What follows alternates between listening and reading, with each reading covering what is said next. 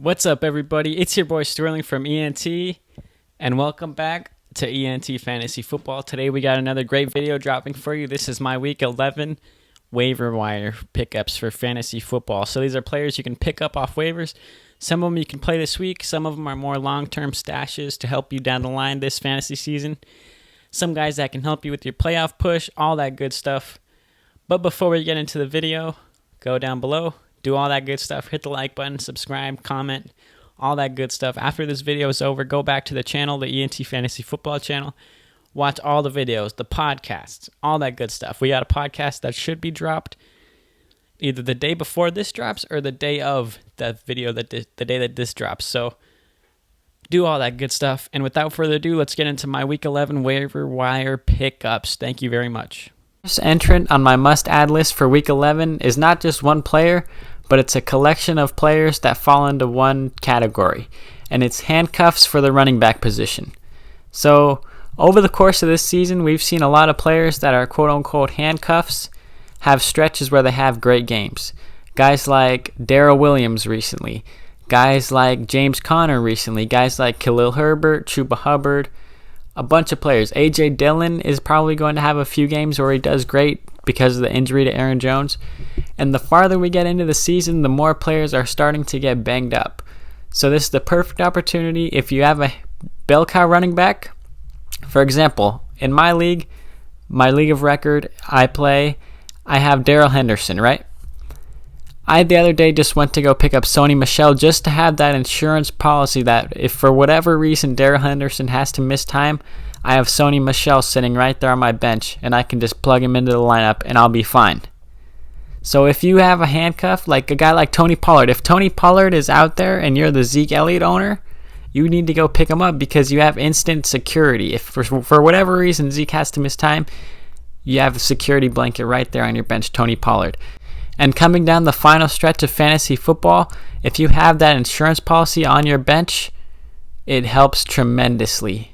So go pick up your running back handcuffs. And now the first actual entrant on my must-add list for Week 11 is New England Patriots rookie running back Ramondre Stevenson.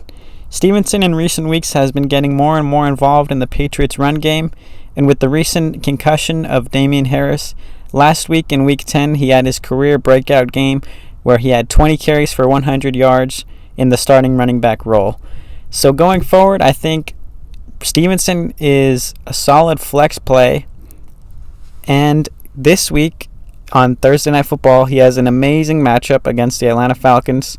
And if he is the starting running back again, which is a possibility right now because Damien Harris is still questionable for the game on Thursday, Stevenson is a must start because we know, looking from the evidence from last week, Stevenson, if Harris misses the game, Stevenson is going to be the lead back and have a bell cow role.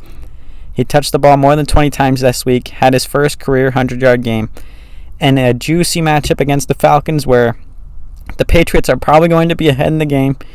They're going to be running the ball, they're going to be controlling the time of possession, and they're going to be running the ball a lot against the weak Falcons defense. So if Harris is out this week, Stevenson is a must play. And the next player on my list is another running back. It's Tennessee Titans running back Deonta Foreman. Now, ever since 2 weeks ago when Derrick Henry got injured, it looked like Adrian Peterson was going to be the starting back for this team moving forward. But in the 2 games since that, Deonta Foreman looks like the better runner. He looks more explosive. He's getting into open field. He's used more in the passing game. He had a couple big receptions in last week's game. And it looks like moving forward, Deonta Foreman is probably going to be the lead back for this team. He out-touched Peterson in last week's game, and he's more involved than Jeremy McNichols also. It's kind of a murky situation with 3 running backs in this backfield all getting touches, but I think in the upcoming weeks, Deonta Foreman is going to emerge as the clear number 1 guy.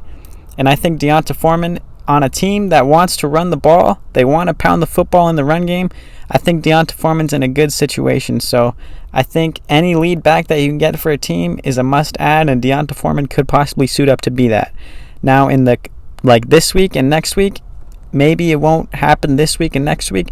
I think he's more of a long-term stash because I think as the weeks go on, the Titans are going to realize that Foreman is their best option at the running back position. So Foreman, to me, is a solid pickup. If you need a running back to start this week, I think you can start him.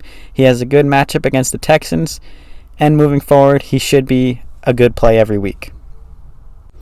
The next player on my must-add list is a player that I also had on last week's must-add list, and somehow he's still out there on waiver wires, and it's rookie wide receiver for the Ravens, Rashad Bateman. Now, if Bateman is out there on waivers and you need a wide receiver, go pick him up, please, because last week one of the main concerns I had about Bateman was that we hadn't seen him and Sammy Watkins on the field together yet, so there were still question marks about Bateman's role when Watkins was active. Well, all those question marks were answered last week, as it looks like Bateman is more involved in the passing game than Watkins, and considering Watkins fumbled the ball in a pivotal moment last week, Bateman is only going to get more and more involved over Watkins. So now, the next 4 weeks, Bateman has great matchups against the Bears, the Browns, the Steelers, and the Browns. All pretty much very good matchups. And so going forward, Bateman looks very good to me. He put up his career-high 6 receptions in last week's game. He also put up a career-high 80 yards in last week's game. So just like we said, his role is only growing and growing, and he's only getting more and more acclimated to the NFL. So I think Bateman going forward, and even now, considering he has really good matchups these next couple weeks, I think Bateman is a very good play, and he's also a very good play moving forward. So if he's somehow still out there in your league, which he's available in a lot of leagues, go pick him up. The next player on my list is the first tight end of the list, and it's Jacksonville Jaguars tight end Dan Arnold. Now, since the Jacksonville Jaguars bye week, they've played 3 games. In those 3 games, Arnold is averaging 8.3 receptions a game, and he's topped 60 yards in every single one of those 3 games. So it looks like the Jaguars during their bye week tried to get Dan Arnold more involved, and it's paid off, and Dan Arnold is showing that he deserves this opportunity. He's looked very good as a pass catcher, and so I think Dan Arnold moving forward is a very good tight end for fantasy football. If you don't have like a top 10 tight end, and instead of trying to play the waiver wire game looking for a touchdown, Dan Arnold is very safe, averaging 8.3 receptions in the last 3 games, and he's topped 60 yards in those 3 games. He's involved, he's catching passes, and he's targeted, and he looks like one of Trevor Lawrence's favorite targets. So Dan Arnold is a very good pickup to me. And that's going to be it for today, guys. Thank you very much for watching this video. Make sure you go down below, hit the like button if you haven't already, hit the subscribe button if you're not already subscribed, leave a comment down below, all that good stuff. Go to the ENT Fantasy Football channel and watch all the videos, the podcasts, all that good stuff. And I'm out of here.